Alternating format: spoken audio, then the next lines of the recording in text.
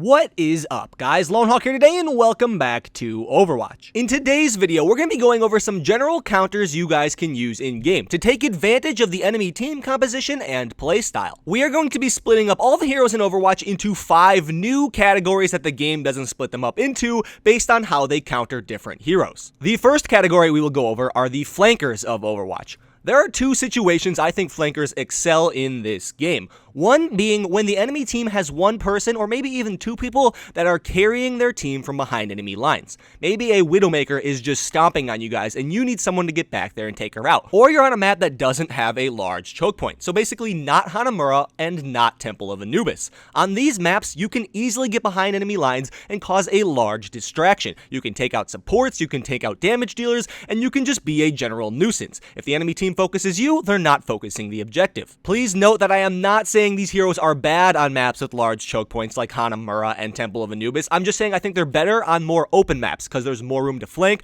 there's more escape routes, and there's just more ways for you to be a distraction. That being said, let's go over the 6 heroes I placed in this category. The first 3 being speedy, high damage heroes that can get in and out of fights quickly and cause a really large distraction. These 3 heroes are Genji, Tracer, and Pharah. All 3 of them have high mobility and high skill caps, as well as high maximum damage output, meaning you can do some serious damage if you get behind enemy lines. In the situations I listed before, these heroes will excel as long as you don't have too many of them, because you want your team to be focusing the objective while you try to take the enemy team off the objective by focusing you, because you're being a large distraction.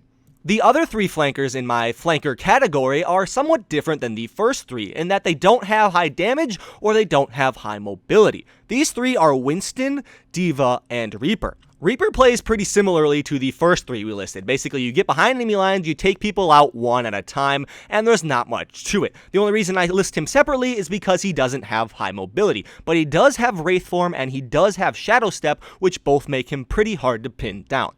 Winston and D.Va play very differently, however, than the other flankers we've listed, given that they both have one ability which gives them high mobility, but they lack the high damage needed to get in and out of situations. This does not mean they're bad flankers, it means you have to play differently. With Winston and D.Va, I recommend a different flank approach. The first 4 flankers we listed oftentimes will be behind enemy lines and trying to prevent people from even getting to the fight, which is very useful on pretty much any team, as long as, like I said, you don't have too many flankers. With Winston and D.Va, however, I recommend flanking, but I don't recommend flanking individuals. I recommend flanking the entire enemy team when they're on the objective. This allows you to take advantage of your tankiness as well as your hybrid flankiness, because if you're on the objective, you are soaking up damage for your team. If you're behind enemy lines trying to take people out one by one, you're not really utilizing one of the main strengths of a tank, which is the ability to take objectives. The next category we're going to go over are our tank destroyers. Every good team composition in Overwatch has at least 1 tank, and some have 2 or more. In these scenarios, I highly recommend taking at least one of these tank destroyers to help deal with the threat. The tank destroyers on my list are Reaper,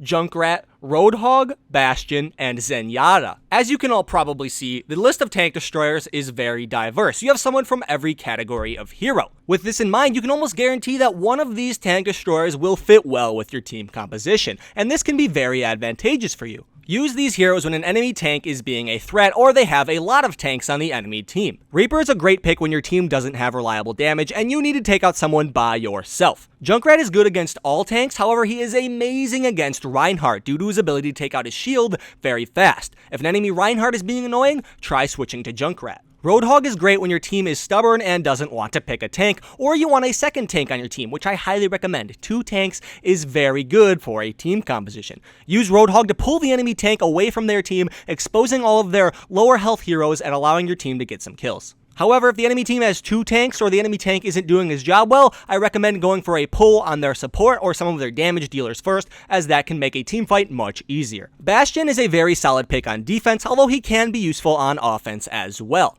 Position yourself as Bastion near choke points where you think the enemy tank will be charging in. That way you can take them out and expose all of their lower health heroes. Zenyatta is great when paired with another support. I don't think Zenyatta has enough healing right now to be his own support, but when paired with a Mercy or a Lucio, Zenyatta can go off. I mean, for real. The combination of his Orbs of Destruction and his Orbs of Discord can make waste to any tank in his way. It is kind of ridiculous how much damage he does.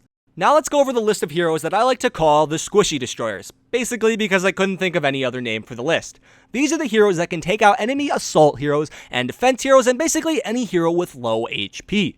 On this list, we have Torbjorn, Bastion once again, Symmetra, Hanzo, and Widowmaker. Torbjorn and Bastion, once again, are great for stopping people from getting through choke points. Torbjorn's turrets can take out squishy heroes with ease, as they really never miss. And Bastion doesn't really need to land many shots because he deals so much damage, so both are effective against these low HP heroes. Symmetra is great for taking out low HP heroes for a few reasons. For one, she's great at protecting you from flanks. Many flanks are hard to get to and require some mobility to reach. Most mobility heroes have low HP, and when you stack a few Symmetra turrets at your flank locations, they can usually take out some enemies.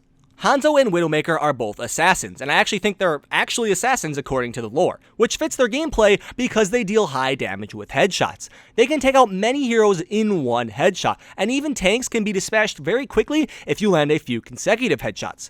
Both of them also have the added benefit of being able to reach locations that other heroes can't reach, and provide vision to their team through the use of Hanzo's Sonic Arrow and Widowmaker's Infrasight.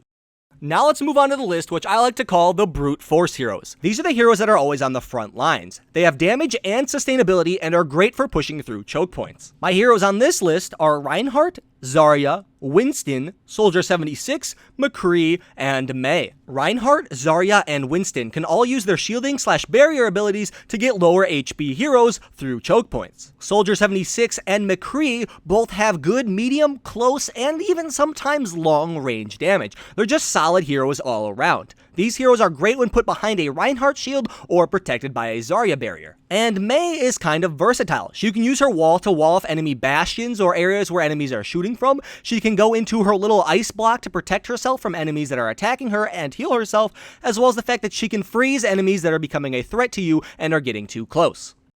Our final list doesn't really counter anything, but they are necessary to our games, and these are our healers.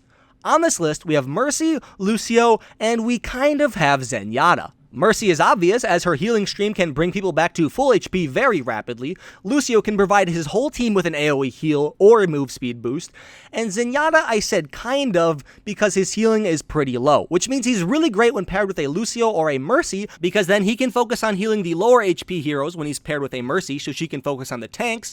And when he's paired with Lucio, he can heal up the tanks because Lucio's AoE healing heals them up very slowly. The combination of Zenyatta plus pretty much any other healer is very powerful. And that concludes all of our lists. Hopefully you all enjoyed this video, and hopefully I didn't miss any heroes. I'm like 37% sure I got them all. Be sure to share your opinions down below. If you disagree, if you agree, or if you just maybe feel neutral about a topic, tell me down below. And if you enjoyed, be sure to subscribe, maybe like, and tell your Overwatch playing friends about the channel. I'll see you guys all later. Lone Hawk out.